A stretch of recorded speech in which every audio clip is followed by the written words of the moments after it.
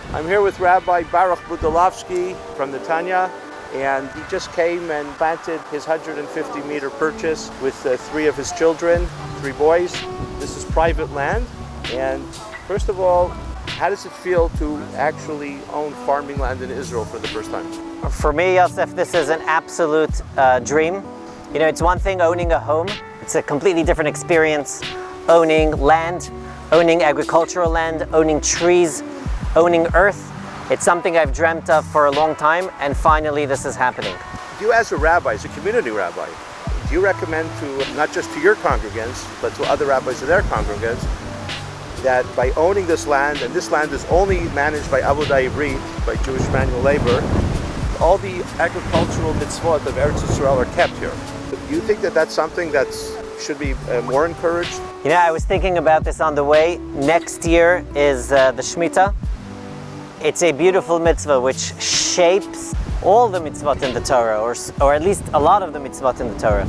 And to have the opportunity to actually observe the remarkable mitzvah of Shemitah, which is a mitzvah which teaches about the biblical value of freedom.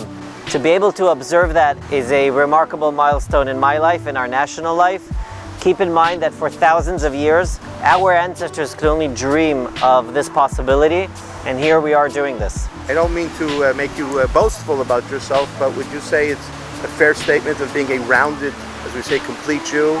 You lived in Israel. You don't have to worry about making me boastful of myself, because I'm married, so that's I'm always reminded of my true value. I'm asking this for this. I get the reminder on a daily basis, so don't worry about that. I have this particular reason, because I didn't know until after I met you for a while that you also served in the Israeli army. Yes.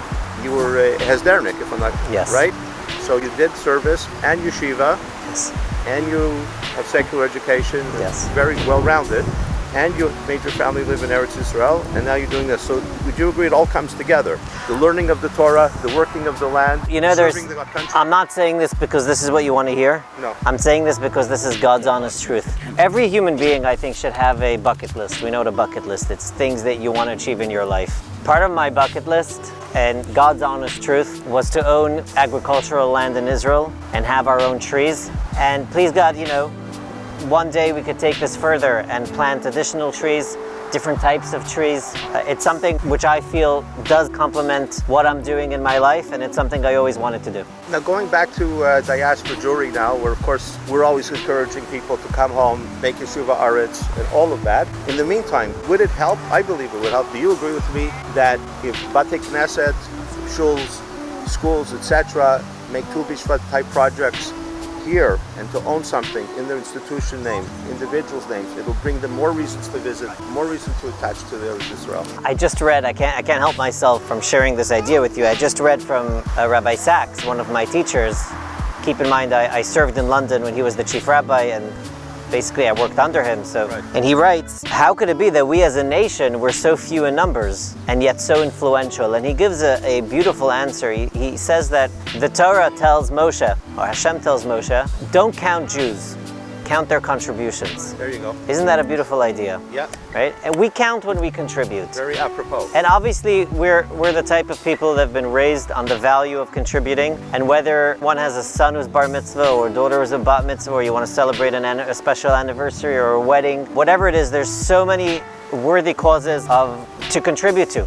Nevertheless, I would certainly urge you to consider this as well, because at the end of the day, this becomes your land, your chelek in Eretz Yisrael. And I don't have to stand here, Yosef, and tell you about how our ancestors dreamt of this. Right. Now you can live wherever you are living in the diaspora, and with a click of a button on the internet or a quick phone call, you can become the owner of sacred earth and land in Eretz Yisrael. So I would certainly urge you to do what I'm doing this morning.